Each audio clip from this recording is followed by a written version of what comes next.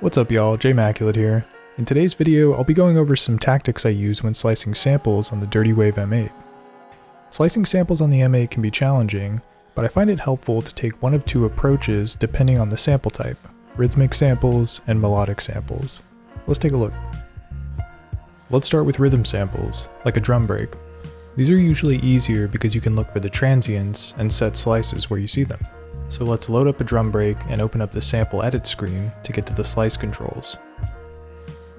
What I usually do with these kinds of samples is listen to the entire sample, and as I'm listening, I count out the number of slices I want. Then I use the slice command from the process row to auto chop it to that many slices. Then once the auto chop slices are in place, I can move those slice points around. So it saves me a little bit of time having the slices already set. I just look for the transients and move around what I need to. 1, 2, 3, 4, 5, 6, 7, 8. So it sounds like 8 slices will work here. Let's move down to the process command row, then I'll hold edit and press up to jump across all the commands to the slice ones. And I'll select slice 8, and then press edit to do it. Now we'll take a closer look at these and see if any are off. I just need to move up to the slice marker number and then press edit. Now when I press play, it will play just the selected slice. There's a pop at the end of this slice, but on the M8, you can only edit the start point of the selected slice. So to change the end point, I need to change the start point of the next slice. So I'll move to the next slice by holding edit, then pressing right. Now I can move to this number on the right and start to edit the start point. There are two ways to move slice points. The first way is to do a course edit, by holding edit, then pressing up or down. This jumps pretty far though, so I recommend using this by pressing the up or down key once, then once again, etc. until you get to where you need. And the other way to adjust the start point is to do a fine edit, by holding the edit button down, then pressing left or right. The fine edit will automatically zoom in on the waveform by a preset magnification level. It gets pretty close. You can also hold left or right to move continuously across the waveform. Since this is a rhythmic sample, it's pretty easy to get right to the transient, then pull the start point back a bit. So let's do that with the rest of these.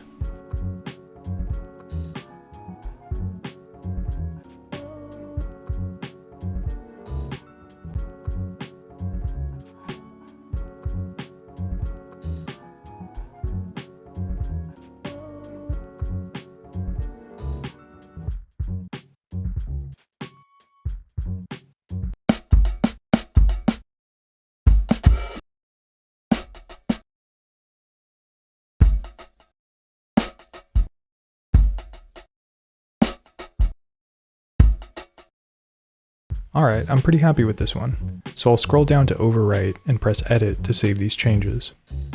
Now we have the slice point saved into the sample. I do want to go over one other thing while we have this pulled up though, and that would be adding additional slices in between slices you've already added. So the way to select different slices is to hold the edit button and then press right or left on the slice marker field. Once you get to the last slice, if you press right, it just opens up the entire waveform, and from here the start point is 0, so you can add additional slices by going all the way to the end and then holding edit on the start point.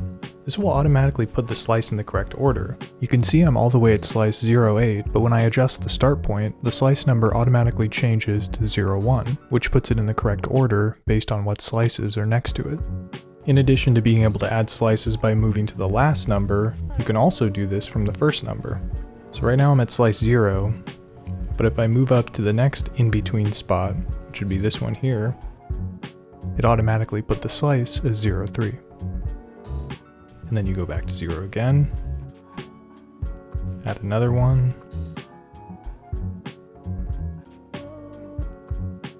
then 0 again, add another one,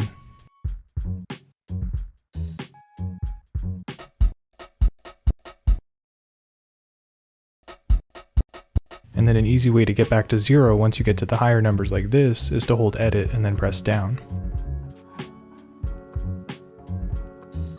And then again.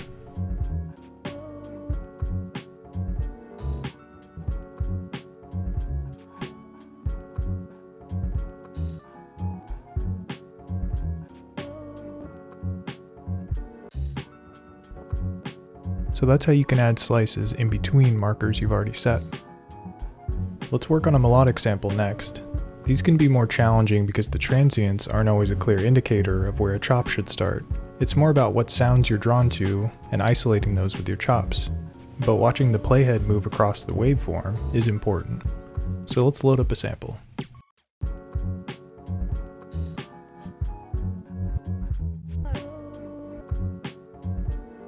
So instead of listening to the whole sample and then auto-chopping it like I did before, I'm going to hold the play button down until I get to a point that I'd want the slice to start, then I'll move the start point there by using a combination of coarse and fine edit inputs.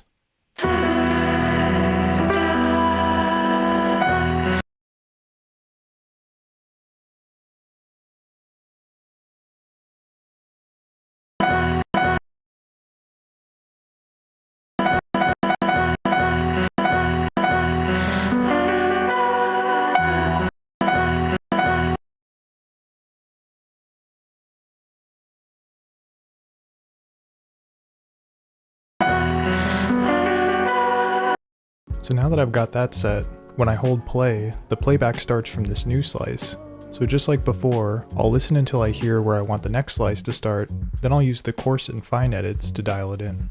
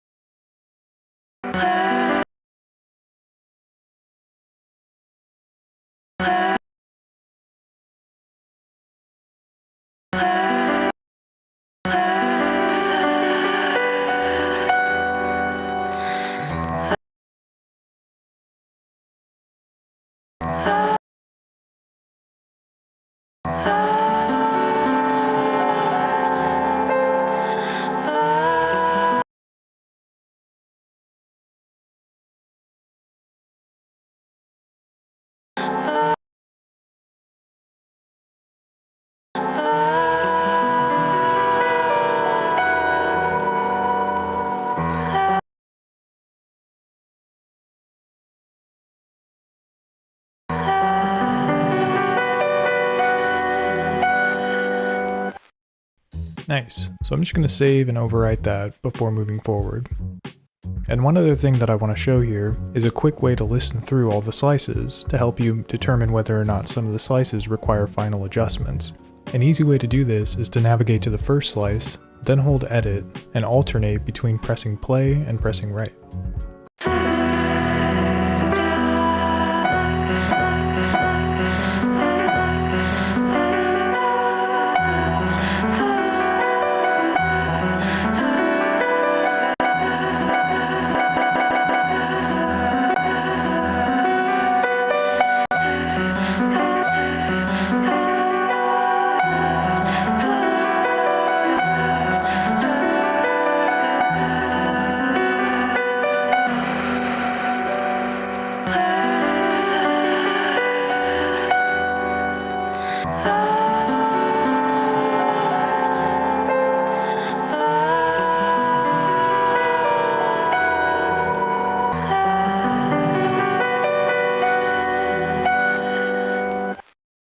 And lastly, I've got one bonus tip for you, which is using the touchscreen to edit slices. I'm not a big user of the touchscreen on this device, but it can be a capable method of editing parameters. So let me delete the last 4 slices on this sample so I can show you how the touchscreen works. To delete a slice on the sample, you just have to hold the Option button and then press Edit when you have that slice marker selected. So in order to use the touchscreen to edit parameters, you just have to highlight the parameter you want. In this case, this would be the slice marker start point. Then you have to hold Edit and drag your finger left or right across the screen.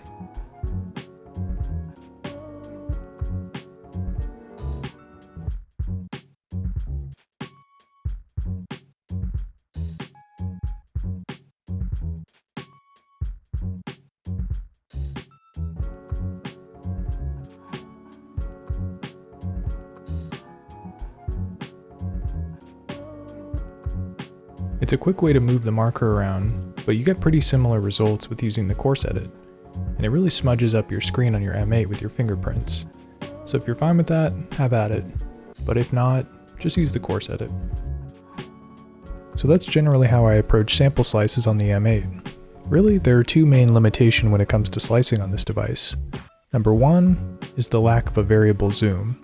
You're either zoomed really far out and looking at the entire waveform, or you're stuck in this microscopic view when doing the fine edit, which is zoomed in really close.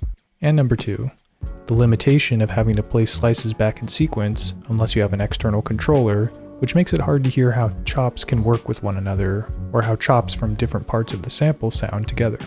And then there's the matter of sequencing the slices, but that's something I'll cover in a different video. And if there's anything that works especially well for you when it comes to slicing on the M8, I'd love to hear it. Definitely let me know. Well, that does it for this video. Thanks for watching. See you next time.